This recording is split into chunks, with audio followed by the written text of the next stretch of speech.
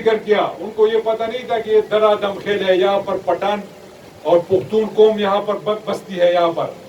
اور میں ہر اسپیچ میں کہتا ہوں کہ جب بھی اعلان ہوا جہاد کا تو مجھے جس طرح انہوں نے آزاد کشمیر کو قبائل نے آزاد کیا تھا، پختونوں نے آزاد کیا تھا، انشاءاللہ یہی پختون جا کے مقبوضہ کشمیر کو بھی انشاءاللہ آزاد کریں گے. میرے دوستو، کچھ لوگ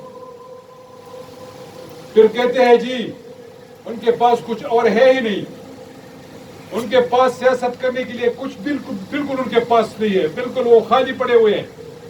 تو کہتے ہیں جی کہ پرائم منسٹر نے یہ نہیں کیا، وہ نہیں کیا. اس میں 4 پوائنٹس بولے تھے. کلائمیٹک چینجز کے بارے میں انہوں نے بات کی تھی، اسلام فوبیا کے بارے میں انہوں نے بات کی تھی، افغانستان کے بارے میں انہوں نے بات کی تھی، فلسطین کے بارے میں انہوں نے بات کی تھی، اور کشمیر کے مسئلے کو اٹھایا تھا انہوں نے.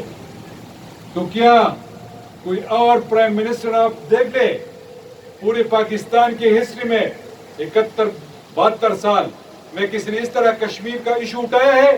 آپ مجھے بتا دیں. کسی نے نہیں اٹھایا ہے.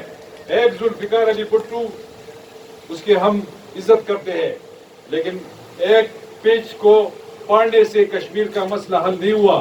انشاءاللہ عمران خان کی قیادت میں کشمیر کا مسئلہ انشاءاللہ ضرور حل ہوگا. اور یہاں پر جو میں آپ کے درمیان موجود ہوں، میں نے آپ کے لیے جو اناؤنسمنٹ کی تھی اور کی ہے اور کروں گا انشاءاللہ.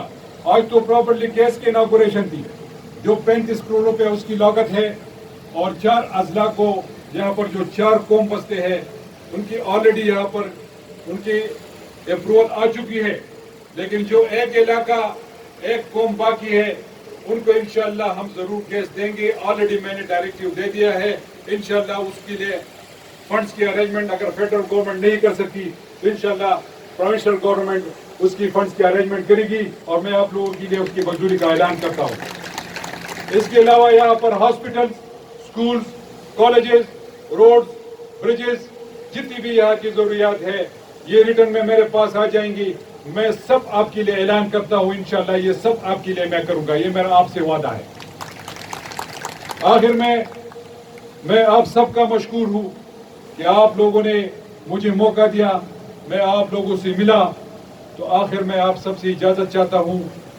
آپ سب کا بہت بہت شکریہ. پاکستان زندہ باد.